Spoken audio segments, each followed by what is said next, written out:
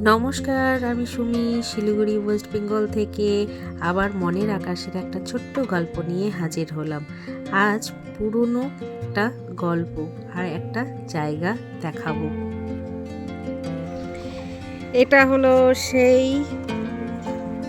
Quarter, এটা হচ্ছে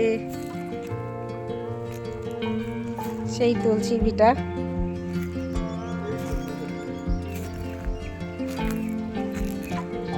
তবে তুলসী ভিটাটা নতুন।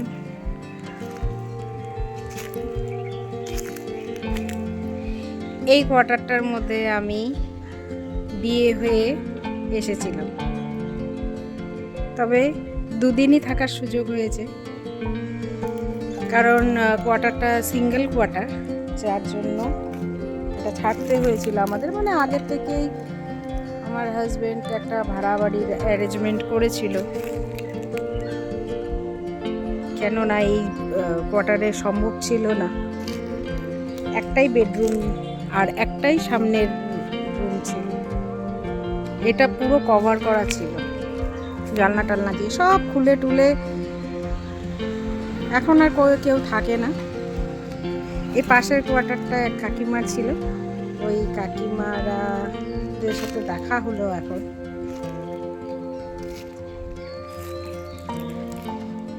এই যে কাঁঠাল গাছ, মায়ের হাতের কাঁঠাল গাছ। এই আম গাছটা হচ্ছে আমার শাশুড়ি মায়ের হাতের আম গাছ। বড় গাছগুলোই রয়ে গেছে, ছোট অনেক গাছ ছিল এই জায়গাটায়। আমার হাজবেন্ডরা মানে এখানে যা হতো, একটু শাক সবজি লাগাতো, হাজবেন্ডও হেল্প করতো। আমার হাজবেন্ড একাই। কোয়ার্টারটা এরকম দেখে তখন কত সুন্দর ছিল, পাকা, একদম পরিষ্কার।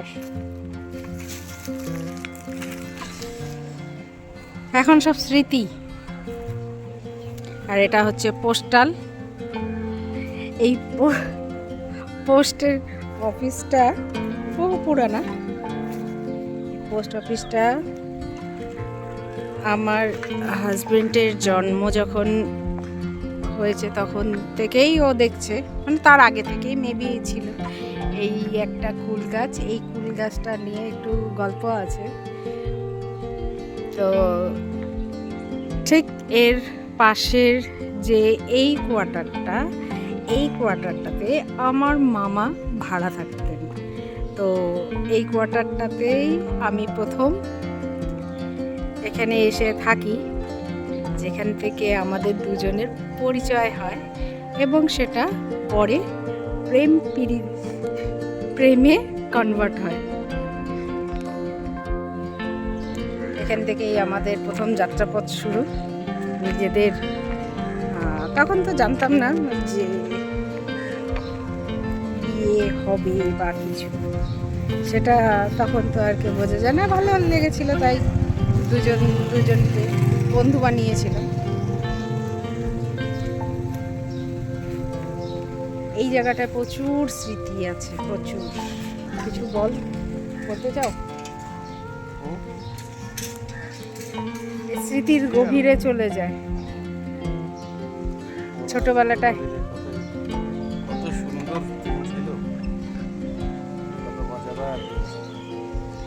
এখানটায় ওরা ঘুম থেকে উঠে এখানে ওরা খেলতো। এই কুল গাছটা তখন একদম ছোট্ট ছিল, একদম ছোট ছিল। এই কুল গাছটা অনেক বয়স হলো, তাই না?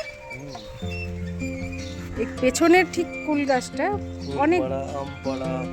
অনেক বয়স হলো। প্রায় আমার হাজবেন্ডের এখন 43 বছর 44 বছর বয়স হতে চললো, মানে 43 ইয়ার্স। তো ও ছোট থেকে দেখেছে। ও এই কোয়ার্টারে এসেছিল ঠিক 4 বছর বয়সে। তো তারপর থেকে জার্নিটা এখানেই কাটে প্রায় 27 বছর। আমার হাজব্যান্ডের যখন 27 বছর বয়স তখন আমাদের বিয়ে হয়। তো বিয়ের অনুষ্ঠানটাই এখানে হয়েছিল, আর প্যান্ডেলটাও মাঠে হয়েছিল। কখনো কখনো ফটো সুযোগ হয়, তো ফটোগুলো আমি দেখাবো। প্যান্ডেল হয়েছিল।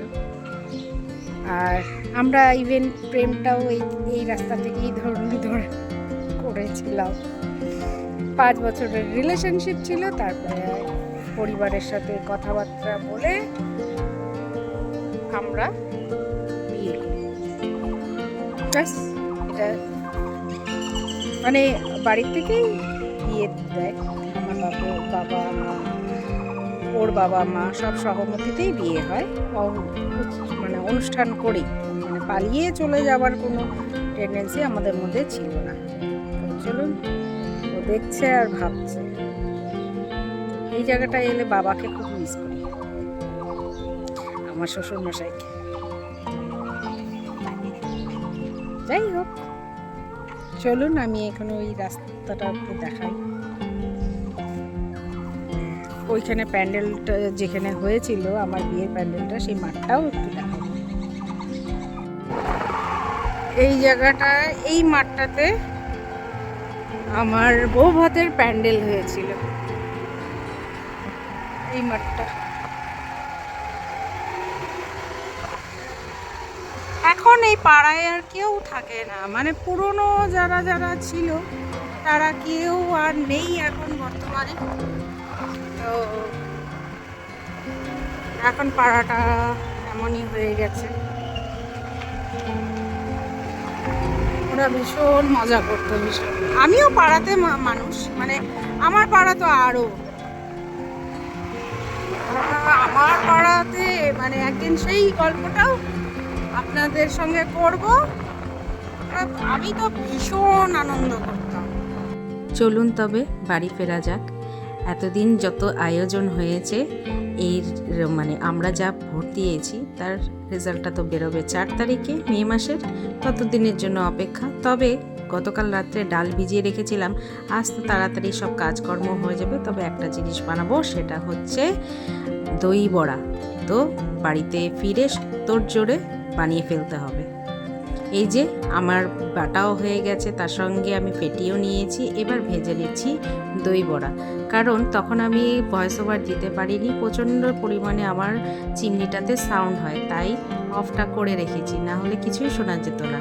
আর দই বড়া খেতে তো ভালোই লাগে। সময় বিশেষের অভাবে এখন আমাদের যাওয়া হয় না। এসেপ্রেট বলে আমাদের এখানে একটা জায়গা আছে যেখানে খুব ভালো দই বড়া পাওয়া যায়। আগে তো মাঝে মধ্যেই যেতাম, তবে ছেলের এখন স্কুল, পড়াশোনা, টিউশন, বরের অফিস সব মিলিয়ে মিশিয়ে আর বের হওয়া এখন আপাতত হচ্ছে না। তাই ভাবলাম খেতে যখন ইচ্ছা করছে তাহলে বাড়িতেই বানাই। তবে বাড়িতে খেলে তো আমরা পেট ভরে খেতে পারবো, আর যদি দোকানে গিয়ে খাই তো ওটা তো লিমিটেডই হবে, আর ওর টাকাটাও তো প্রচুর পরিমাণে লাগে। তো এইগুলো জিনিস বাড়িতে বানানোর আমি চেষ্টা করি। সাকসেস হলে আমার গুড লাক, আর যদি সাকসেস না হয় তাহলে আর কি বলবো, ব্যাড লাক। তাছাড়া আর কিছুই বলার নেই। তো আমি ছোট ছোট করে বড়াগুলো ভাজছিলাম, তো আমার হাজব্যান্ড বলল অনেক সময় লেগে যাবে, তোমার বাকি কাজও দেরি হয়ে যাবে অন্য কাজগুলোতে, তো এক কাজ করো, তুমি বড় বড় করেই বানাও। তো এখন এই কারণে আমি একটু বড় বড় করে বানাচ্ছি। ওই যে ডালটাকে ভালো করে ফেটিয়ে নিলেই বড়াগুলো ফোলে সুন্দর, এটাই সবথেকে মেন স্টেজ হয়ে যায়। তো আমার মোটামুটি হয়ে যাচ্ছে। আর এদিকে জলের মধ্যে কিছুটা বড়া আমি দিয়ে রেখেছি, এটা কিছুক্ষণ ভিজবে।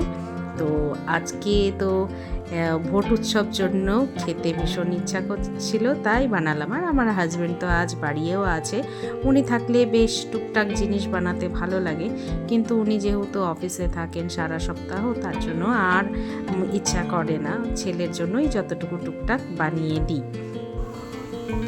ভোট দিয়ে এসেই শুরু করে দিয়েছি এইগুলো করার। স্নান পুজো হয়নি এখনো, ভাবলাম একটু দেরি করেই করি সব কিছু।